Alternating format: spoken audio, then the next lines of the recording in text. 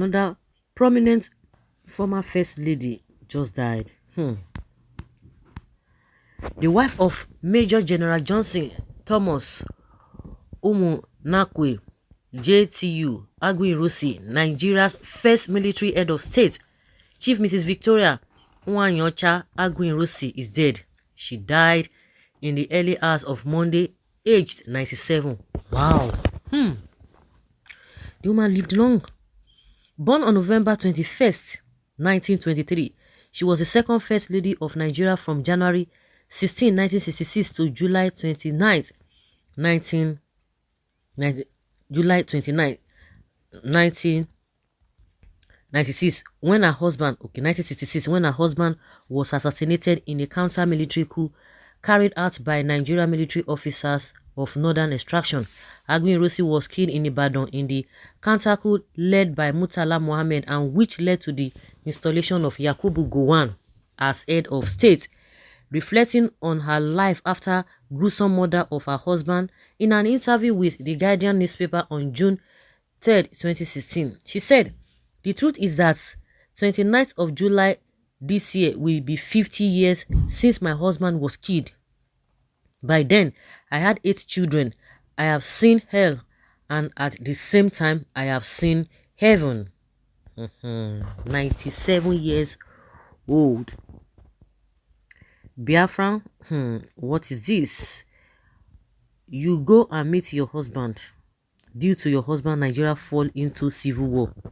I feel pity always for some stark illiterates who cannot hide their shame under their bedroom, coming out to comment negatively on a topic they knew nothing about. The worst is that they comment as if they are talking to fools like themselves, unknown to them. That social media is a market where men and women from all areas of human endeavor meet. So, Mr. Umar, anytime you don't know what to say, you better keep quiet. Of course, to him, he believes he knows what he's talking about. He believes that. May our gentle soul rest in perfect peace. They are the ones the nation need to celebrate. May our gentle soul rest in perfect peace. Her husband that put a lot of family in disarray, turned a lot of women into widow mode. Nigeria at large into unnecessary and idiotic, senseless civil war. May our gentle soul rest in perfect peace with God. Amen. Why did they kill him, and who killed him? Now, wow, for the whole thing. R.I.P. Mama, rest in peace. If he had listened to Kone Maduebu, was it Murtala Mohammed that led the northern reprisal coup, or Theophilus Danjuma? Rest on Mama, Mommy, rest in peace. May she rest in peace. May her soul rest in peace. Her Excellency, ma, rest in peace. May your soul find refuge under the pavilion of the Most High God. Good night, Mama. Good night indeed. Eternal rest grants the soul of our dear Madam Aguiyi-Ironsi. May her soul rest in pieces. May her soul rest in peace. Your grace, God protected you to last these years. It is really a huge privilege. I thank God on your behalf. You came, you saw, you conquered. The life of widowhood is painful. I also feel your pain. Good night, Mama. May your soul rest in the bosom of the Lord. Rest in peace, Mama. You have survived such a brutal murder of your beloved husband until this date. Now that you are on a journey to be with him, I pray our loving Creator to grant you perfect peace in heaven. The woman lived long, 97, 50 years after her husband died. You can imagine. I think around last month or early this month, another first lady, former first lady, died. And I was wondering, because after their husband's death, you don't even hear much about them. They keep quiet. They are always quiet and always silent. Even when Awolowo's wife died, the woman lived long, that's why. These women, they lived long. And unfortunately, we don't even hear much from them.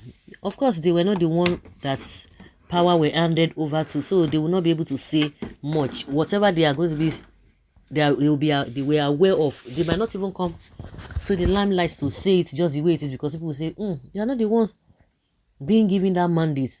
So that is why you see that most of the time they are always silent. They are always silent. Well, the only thing we can say is that may her soul rest in peace. If you do good, if you do bad, no matter what, that death is something everybody must pay, whether you are good, whether you are bad. But one thing is that people always like to leave a good legacy, because what you have done, even after you have gone, a lot of people who are related to you, whether by blood or by anything, they will reap from it, whether good or bad. They will reap from it. And you see people who are still old now, and they are still neck deep in wickedness. Neck deep in wickedness. They don't bother, they are not concerned, because they believe that now they have power. When we talk about power should be intoxicating younger ones, but not those who have seen life.